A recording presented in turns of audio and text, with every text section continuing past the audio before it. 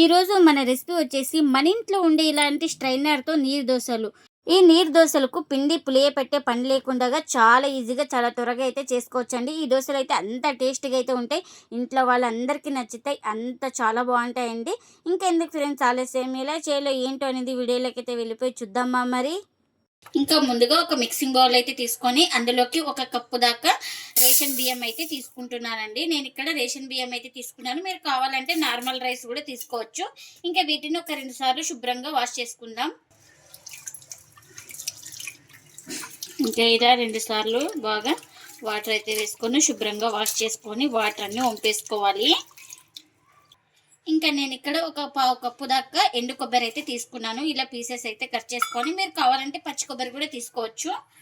ఇంకా ఈ కొబ్బరి ముక్కలు కూడా వేసుకొని ఇలా మునిగే వరకు వాటర్ అయితే వేసుకోవాలి. ఇంకా ఇలా మునిగే వరకు వాటర్ అయితే వేసుకొని ఇలా అంతా ఒకసారి బాగా కలుపుకున్న తర్వాత ప్లేట్ అయితే పెట్టేసుకొని ఓవర్ నైట్ అయితే నానపెట్టేసుకోవాలి. ఇంకా మార్నింగ్ చేసుకున్న వాళ్ళు ఒక 6 అవర్స్ నానపెట్టుకుంటే చాలు. ఇంకా ముందుగా ఒక కడాయి అయితే పెట్టేసుకొని కారానికి తగినంత మిర్చిని అయితే వేసుకుంటున్నాను. అలాగే ఒక 4 వెల్లుల్లి రెబ్బలు కూడా వేసుకుంటున్నా. ఇంకా ఇలా అల్లం కూడా వేసుకోవాలి. 1 ఇంచు తీసుకొని చిన్నగా కట్ చేసుకొని వేసుకోవాలి. ఇంకా ఇప్పుడు 1 స్పూన్ దాకా ఆయిల్ కూడా వేసుకుంటున్నా. ఇంకా మనకు మిర్చి బాగా ఫ్రై అయిపోవాలి. ఇంకా మనకు మిర్చి ఫ్రై అవుతుండగానే ఇందులోకి పల్లీలను అయితే వేసుకుంటున్నా. ఇలా పల్లీలు కూడా వేసుకొని బాగా ఫ్రై చేసుకోవాలి. పల్లీలు మిర్చి అనేది బాగా ఫ్రై అయిపోవాలి మనకు. ఇంకా ఇప్పుడు పల్లీలు మిర్చి బాగా ఫ్రై అయిపోయినాయి కదా. ఇప్పుడు ఇందులోకి కాస్త కొత్తిమీరను కూడా వేసుకుంటున్నా. ఒక గుప్పెడు తీసుకొని ఇంకా శుభ్రంగా వాష్ చేసుకొని ఇందులోకి అయితే వేసుకోవాలి. ఇంకా ఈ కొత్తిమీర అనేది మనకు ఈ వేడికే మగ్గిపోతుంది. ఇంకా ఇప్పుడు స్టవ్ అయితే ఆఫ్ చేసుకొని పూర్తిగా చల్లారనివ్వాలి వీటన్నిటిని. ఇంకా చల్లారిన తర్వాత ఒక జార్ అయితే తీసుకొని ఇంకా అందులోకి అయితే వేసుకుంటున్నాను పల్లీలు మిర్చి అవన్నీ.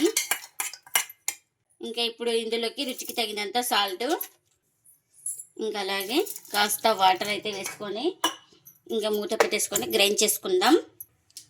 ఇంకా గ్రైండ్ చేసుకున్న తర్వాత ఇంకా చట్నీని అయితే ఒక బౌల్లోకి అయితే తీసుకుంటున్నాను. ఇంకా ఇప్పుడు ఈ చట్నీకి పోపు కూడా పెట్టేసుకున్నాను. ఆ పోపును కూడా ఈ చట్నీలోకి అయితే వేసుకుంటున్నా. మనకు చట్నీ అయితే రెడీ అయిపోయింది.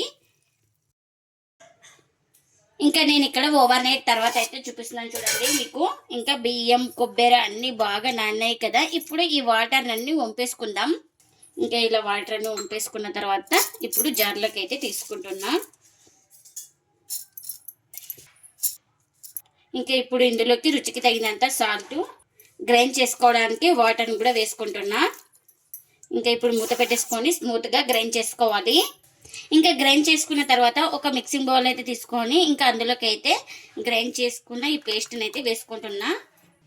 ఇంకా గ్రైండ్ చేసుకున్న మిక్సీ దాంట్లోనే వాటర్ అయితే వేసుకొని 1 కప్పు వాటర్ అయితే వేసుకుంటున్నాను. ఇంక ఈ వాటర్ కూడా వేసుకొని మొత్తం ఇలా బాగా కలుపుకోవాలి. మనకు ఇది పల్చాగా ఉండాలి పిండి అనేది. మనం రవ్వ దోశ ఎలా వేస్తామో సేమ్ అలా ఉండాలి పల్చాగా పిండి అయితే. చూడండి ఈ విధంగా అయితే ఉంటే చాలు. మనకి ఇక్కడ చూపిస్తున్నాను కదా, ఈ విధంగా ఉంటే చాలు. ఇంకా దోశ వేసుకోవడానికి పెన్నం కూడా పెట్టేసుకున్నాను.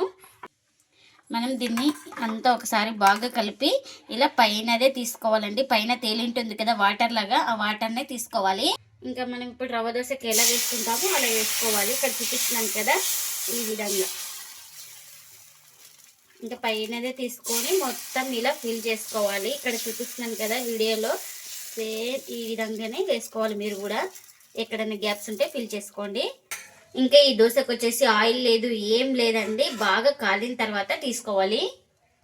మనకు ఈ దోశ అయితే ఒక సైడ్ అయితే బాగా కాలిందండి. ఇంకా దీన్ని ఈ దోశను అయితే తీసుకొని మన ఇంట్లో ఇలాంటి స్ట్రైనర్ కానీ చిల్లులు గిన్నె ఉంటే దానిపైన పెట్టుకోవాలి. ఒక 30 సెకండ్స్ ఆరిన తర్వాత మనం ఫోల్డింగ్ అయితే చేసుకోవాలి. ఇంకా ఇలా ఒక 30 సెకండ్స్ తర్వాత దోశ అనేది మనకు బాగా ఆరిందండి. ఇప్పుడు ఇలా ఫోల్డింగ్ అయితే చేసుకొని ఒక ప్లేట్లోకి అయితే తీసుకుంటున్నా. చూడండి ఎంత కలర్ఫుల్గా కనిపిస్తుందో మనకు దోశ అనేది. ఇంకా మళ్ళీ దోశ అయితే వేస్తున్నాను.